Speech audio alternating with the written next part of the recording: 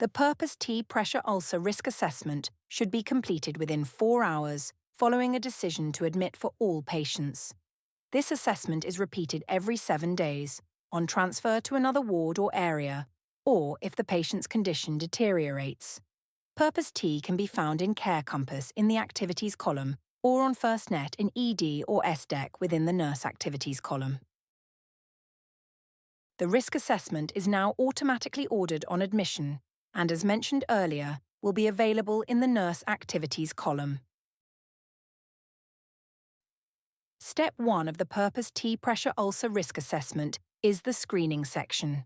Here we will focus on mobility status, skin status, and clinical judgment. You will need to answer all of the questions within each box accordingly.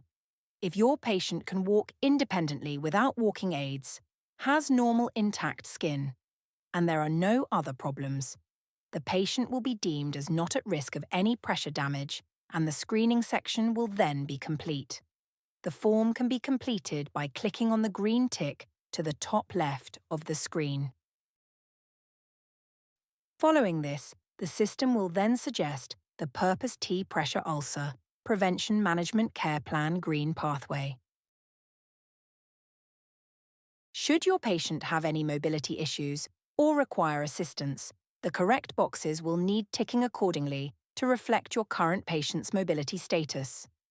If your patient has any abnormal skin, the relevant options will need selecting to reflect your current patient's skin status. Clinical judgment must also be used. If there are any mobility or skin abnormalities, or if your clinical judgment deems the results of the screening will be that your patient is at risk of pressure ulcer and a full assessment will be required, you will need to select Yes in the Start Full Assessment box. Once you have selected Yes, Start Full Skin Assessment, Step 2 of the Purpose T Full Assessment Screening tool will open. All sections need completing. These sections focus on frequency of positional changes, analysis of independent movements, extent of all independent movement, sensory perception and response, skin perfusion, the patient's nutritional status, medical devices in place, any moisture damage, is the patient diabetic, and any previous pressure ulcer history. If the patient has a current pressure ulcer or has history of a pressure ulcer, the relevant sections also need to be completed.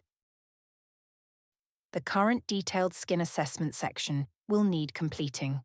The relevant boxes will need ticking if the patient is in pain, has vulnerable skin, a current pressure ulcer, or if the skin is normal. If the anatomical location isn't listed in the box, there is an option for you to click on Other, where you can then free text any other anatomical location pain or skin issues. Following completion of the assessments, you will then move to Step 3 of Purpose T, which is the Assessment Decision section. Green means the patient is not at risk of pressure damage. Amber means that there is no current pressure ulcer present, but the patient is at risk of developing a pressure ulcer, and red means the patient has a pressure ulcer. The assessment decision is automatically calculated based on your answers in Step 2 of the screening tool. To complete this section, click on the blue arrow in the top left-hand side of the screen and then select the green tick to sign the form.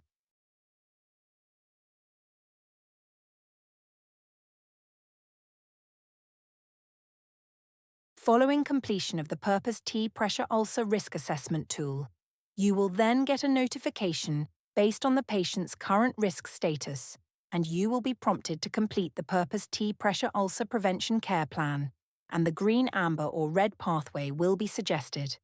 If the patient is not at risk of pressure damage, the green pathway will need to be completed.